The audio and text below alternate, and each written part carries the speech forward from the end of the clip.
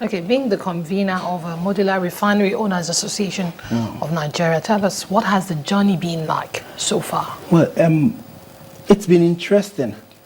While we received some degree of support from the Department of Petroleum Resources, and I have to mention this because before this time, getting LTEs used to be very, very Herculean. But in recent time, DPR had sat with us, the stakeholders, and then they've fashioned out ways to make it easier for us to get licenses to operate.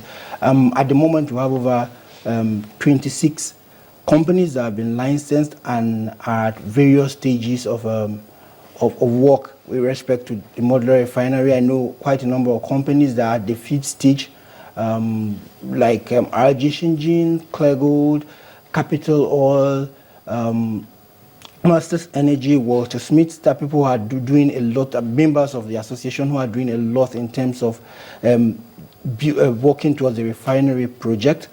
But then apart from that, there are other issues that we have faced and which we would really want the government to particularly come in and aid. For instance, most of the investors who want some form of guarantees in terms of access to the feedstock, which is crude. And the issue is that we are saying that the government should come out with a deliberate policy which will be backed up by a legislation that will provide domestic crude consumption for people, for local refiners. We would need that for it to go forward, because a lot of investors want to be sure that, okay, if we are investing in building modular refineries, we should be sure that we're going to get access to crude. The other very important issue is that because most of the funds for building modular refineries are going to be sourced out offshore, there is a need for some sort of local financial guarantees. And then with what has happened over the years with the petroleum downstream, the banks in Nigeria have not been particularly enthusiastic towards funding. I'm sure, and at this point, we would need some sort of financial guarantee from the CBN. We're aware that there are plans, or there is in existence some sort of intervention fund for manufacturers. And by extension, it could include modular refineries. But for a sector that is this key to the economy, because you do agree with me that once there is scarcity, it affects almost all the subsectors in the country. If these refineries, these modular refineries, are as economic viable as you say they are, how come the banks, the central bank too, how come the banks are shying away from supporting with finance? Well, it's a question that the CBN and the financial sector themselves would answer, because the figures are out there. There are a lot of researches that have been done on the viability of modular refineries or refining generally. I want to permit me to say that let's not particularly restrict this to just modular refineries, because I'm aware that there are other people who have plans of building conventional refineries. I give you an instance. In states like Texas and the US or Louisiana, you have quite a number of you have refineries scattered across the Gulf of Mexico, and they are viable. They are doing well. If you look at the volume of products that are imported into a country like Nigeria alone, it goes without saying that refining, the business of building refineries, are lucrative. But the issue is the question of confidence, like I said. Perhaps the banks do not have the financial muscle to finance, and this is where intervention becomes important. And it's not going to be the first time. They have done the same thing for the textile industry. I'm aware that presently there's a plan to give about 100 billion naira funding intervention fund to the textile industry. The same had been done for the gas sector. We have seen the same done in the power sector. So we're saying you can do the same specifically for the refining sector to kickstart. And the value chains are unimaginable. Okay, just a moment. We've heard a lot about profiteering, racketeering with the subsidy regime and all of that. Do you think perhaps there's some element, maybe in the government or marketers, wherever, who are trying to sit on the kickstart of the modular refineries for personal profit?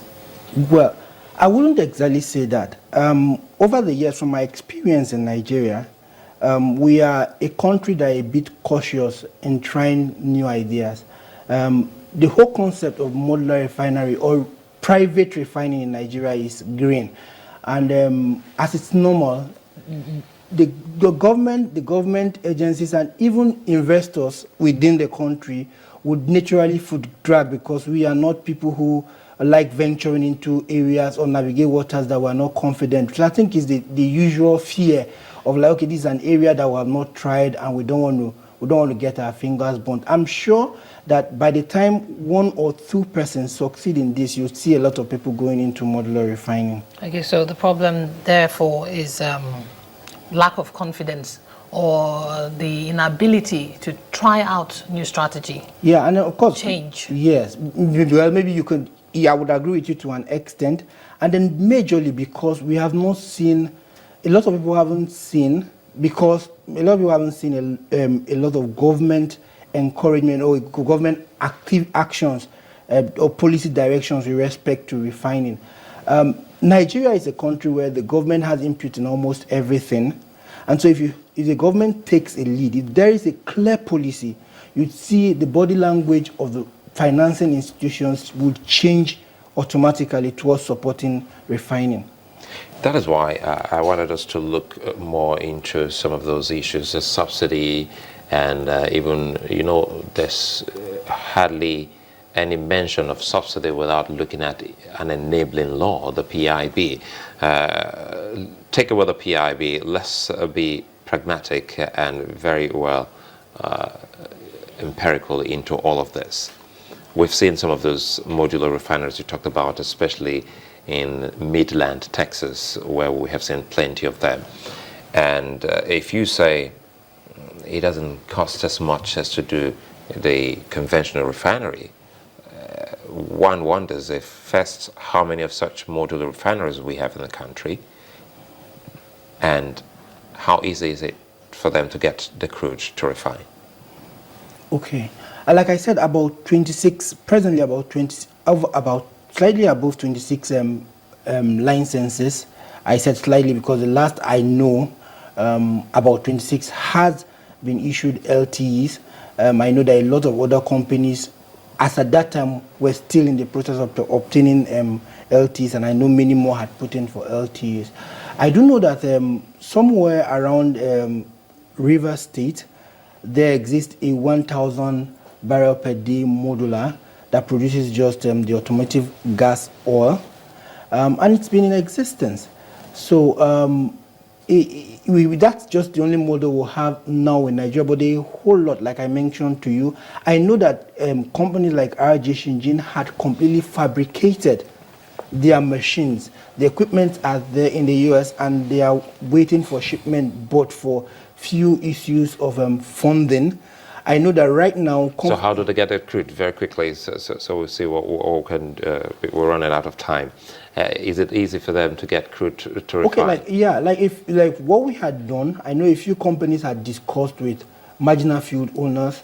I know Cleargold had discussed with Seplat, and Seplat had agreed, as a matter of fact, that once the technical stage is reached, that they were going to construct pipelines to their facility and pump up at their cost to pump in crude oil. The truth of the matter is, with what's happening in the market right now, people who produce crude oil would want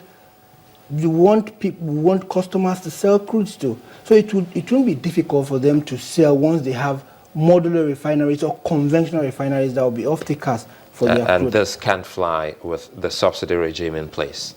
Well, whether with the subsidy or not, it can still fly. All they need is a conscious, a deliberate government action to support the building of modular refineries. Dr. Stephen, convener, Modular Refinery Owners Association of Nigeria, and lawyer, many thanks for speaking with us. Yeah, thank you very much.